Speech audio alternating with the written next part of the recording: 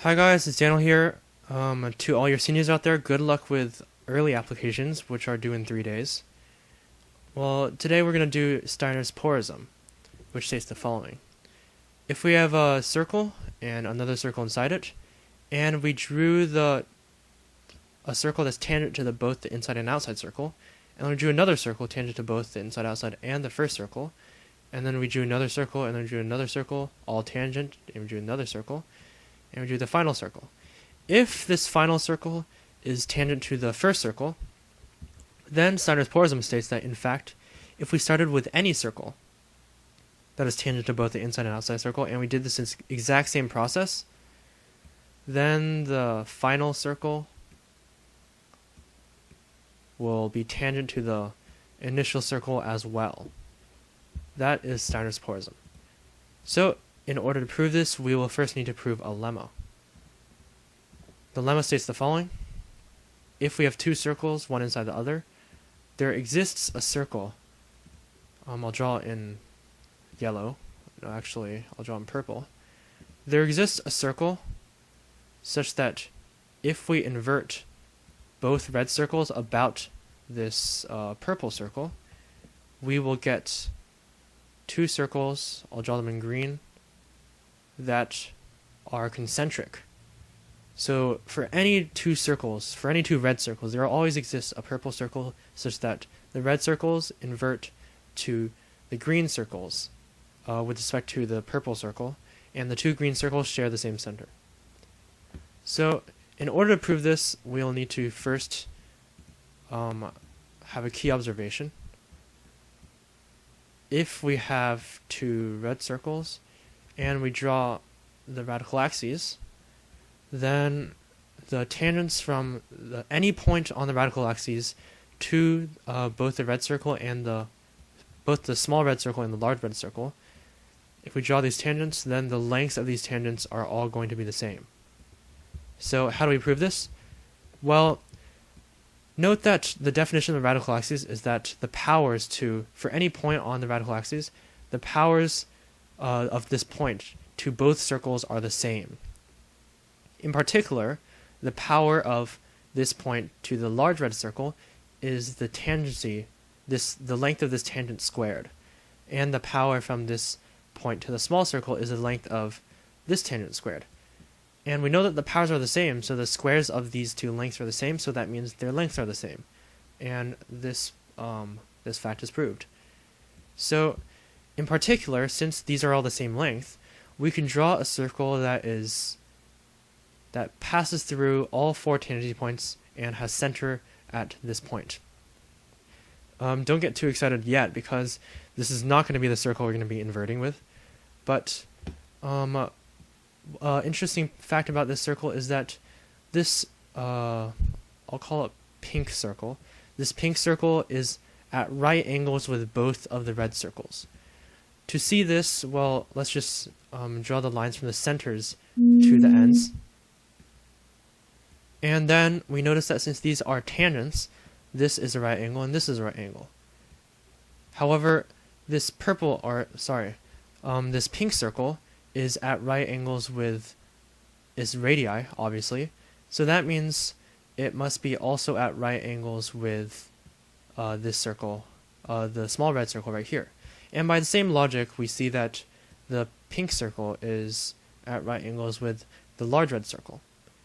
And the cool fact we're going to use is that this right angle, this orthogonality, is going to be preserved no matter what circle we invert with. So like after we invert with respect to any purple circle, then this pink circle and these two red circles are still going to be at right angles with each other. They're still going to be orthogonal to each other.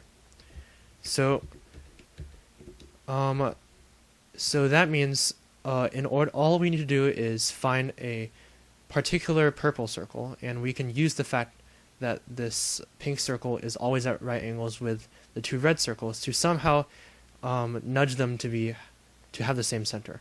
So we will proceed with this proof by drawing another purple circle, another pink circle, And in this case, we're going to pick another point, a second point, draw the tangents.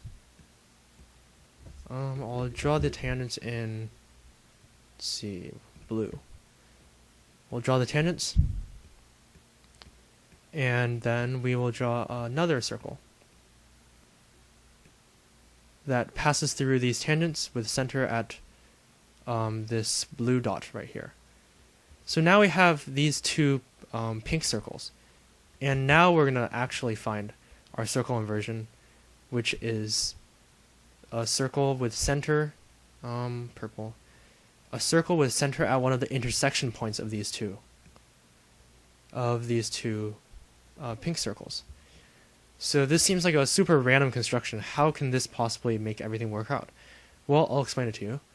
So first we note that what the pink circles go to after inversion with respect to this purple circle is two lines, because both pink circles pass through the center of the purple circle. So after inversion, the two pink circles go to two lines, like this. And their second intersection, of course, corresponds to this intersection of these two lines right here. So now the question is, what do the two red circles become? Well, we can't really directly figure out what the two red circles become from the purple circle, because they're just random circles. Except for we do know that the orthogonality of these two red circles with the pink circles was preserved. So using that knowledge, well, we have to draw a circle that is orthogonal to this line as well as the other line. How can we do that? Well, the only way to do that is to draw a circle with center at... Oh, that was a terrible circle. The only way we can do that is to draw a circle with center at this pink dot. A center of a circle. There we go. A circle with center at the pink dot. This way, these are all right angles. So yeah, this is what one of the red circles becomes. Well, the other circle, by the same reasoning, becomes another circle that is at right angles with both pink circles. So we draw another circle, and both these circles must have center at the pink dot right here. So that means they must be concentric. So that means our lemma is proved. So now let's go back to the problem. So we have one existing sequence of circles such that if we draw all the circles in this chain, the last circle will be tangent to the first circle. So let's see what happens when we apply the inversion we found in lemma to this diagram right here. Well, we get that the two circles are now concentric with each other.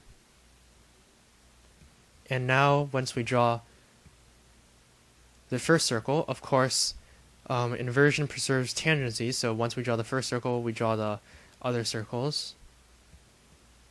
The other circles become forced to be these.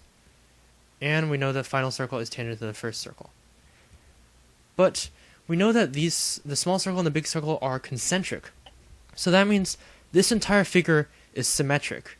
In this case, it has 6 symmetry, but it can have any number of circles. But the point is it's symmetric.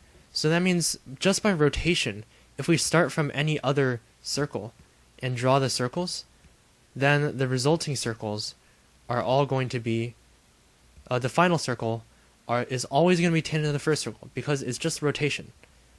So that means once we have this new chain, we can invert it back by using the circle inversion in our lemma to get Steiner's porism. And that is the proof of Steiner's porism.